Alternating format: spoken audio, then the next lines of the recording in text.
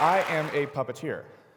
I'm a very lucky puppeteer in that I get to work on Sesame Street, where I play characters like Tamir, Timmy Twiddlebug, Wes, and for Mo Willems' workshop, I also play the pigeon. But what is a puppet really? It's kind of hard to nail down a definition because every time you try, puppets have a tendency to defy all of those definitions. Here's an example. The dictionary definition of a puppet is a small-scale figure, as of a person or animal, usually with a cloth body and a hollow head that fits over and is moved by the hand. Okay, well, let's break that down a little bit. A small-scale figure, ironically, this character's name is Little Amal. She's 12 feet tall. Usually with a cloth body and hollow head. This is a marionette. All of its pieces are made of solid wood. That fits over and is moved by the hand. This character's about 35 feet tall and requires some very large trucks and people pulling these industrial-sized cables to move it. I bring up these examples to show you that puppets have a tendency to defy every definition that is placed upon them. The author Mo Willems, when describing his writing process, explains that he only writes 49% of the book, and the reader fills in the other 51%. This stuck with me because as a puppeteer, I was wondering, how does this apply to me? Do I only provide 49% of the character? It's like, no, it can't be true. As a puppeteer, I would like to believe that my performance is so specific that nobody could look at my character and put their own interpretation on it. But the more that I thought about it, the more I realized that is completely out of my control. So I decided to accept that. I released my control, and I gave it to the audience. I understood and accepted the fact that I only provide 49% of the performance, and you, the audience, provide the other 51%. So if you don't like my talk tonight, it's mostly your fault. Puppetry is a universal language. The act of using a stick or a rock or a rag or whatever is around to represent a human or a person or an animal or a deity or whatever has been happening for tens of thousands of years. Puppetry and humanity are a package deal. But the other part of that package is bias. We all have these natural and unnatural biases and tendencies to assign characters to everything. Let's get an example. I brought these over from the Airbnb I'm staying at. Okay, so we've all seen one of these, right? It's that thing that you use to open the cork on the, I don't drink much if you can't tell, to open the cork on the wine thing. Okay, so if we look at this, it's very easy to assign a character to this. It's already got everything that we need. It's got a head. It's got these two little, what are they? Thank you. It's got two little arms right here. And if we wanted to give him a voice, it would be easy. It already looks like a little robot. So he could easily, hello, wow, hi. Hi there. Wow, it is great. Don't drop me, please. Okay, wow, just be careful. Hey, I learned the first quarter of YMCA. Would you like to see it? So there's that. But okay, so that's an easy one, right? But what about something that's even more vague? This is also from the Airbnb. And this has no face, no body, no anything, right? But easy, without thinking, if I were to ask you, is this a boy or a girl, we would all say immediately yeah, exactly, this is a boy. And what would this, it's not a sophisticated young man, it's definitely not. It also probably doesn't sound like this. Honestly, I think it probably sounds like this. Hey, dude, what's going on, man? Yeah. Hey, you want to play? No, it's not a phase. This is who I am. I just want to play, bro. So I feel like it would sound like that. So, but look, we do this with everything. You know, we say it in our everyday lives. The printer doesn't want to work. My phone is being an idiot. That poor toilet. And we do it with living things as well, like our pets. All of our pets have voices. And when people come over and they try to do their it's weird and it's wrong. Because I know what Baxter sounds like, and that is not what Baxter sounds like. But though as much as we may not want to believe it, our pets can't talk.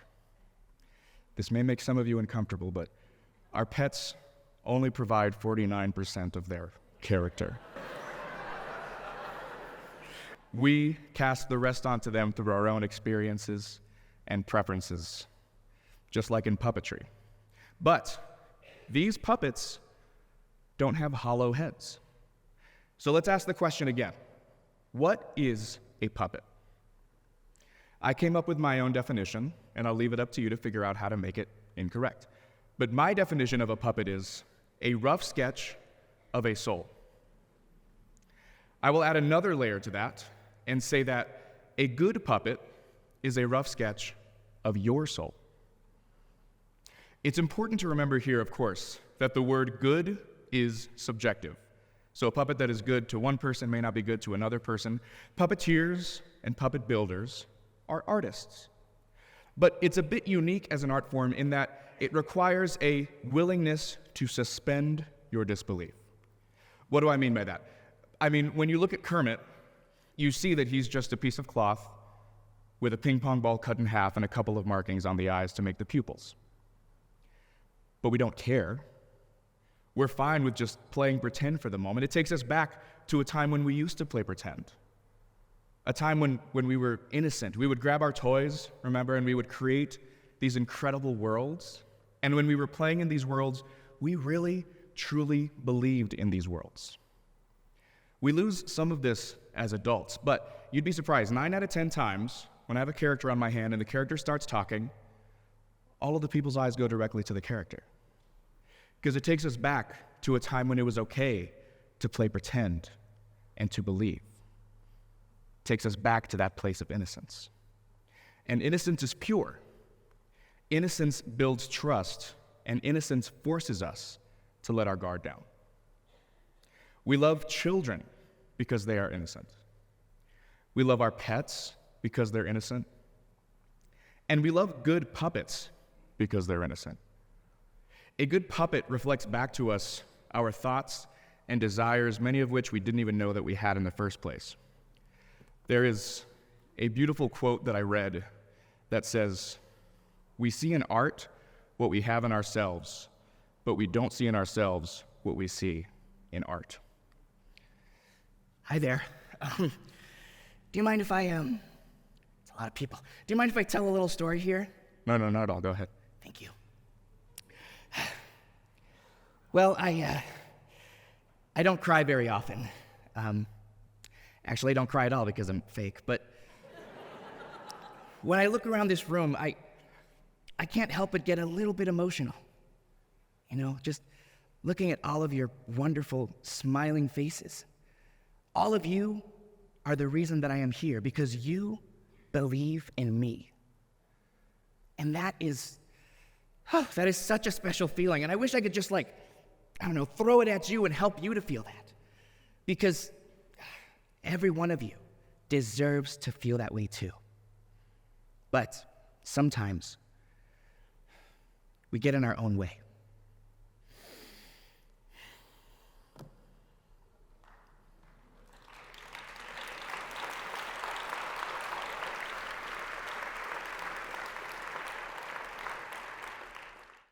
It's a little weird, right? The moment he fell on the floor, I heard the air leave the room a little bit. It's a little bit uncomfortable, right? If you look at him, he was just alive. We all believed in him, and some of us are giggling through the discomfort. Some of us are actually a little bit sad. A few of you are probably tearing up a little bit. Do we show that much empathy to others in our everyday life? Why is it that we care so much more about the well-being of this thing than we do about the well-being of ourselves? Remember how much we believed in him a moment ago. Well, it's important to remember that this is a rough sketch of your soul. Whoa, okay. That was rude. But look, it didn't even hurt. I'm okay. And he's right. He's right. I am only 49%. He provides me, and you provide who I am. The qualities that you like most about our new friend here are all qualities from within you. So now that we know this, it's time that we ask ourselves, if that puppet is a reflection of me and my soul, then why am I showing it more empathy and love than I show myself? Thank you.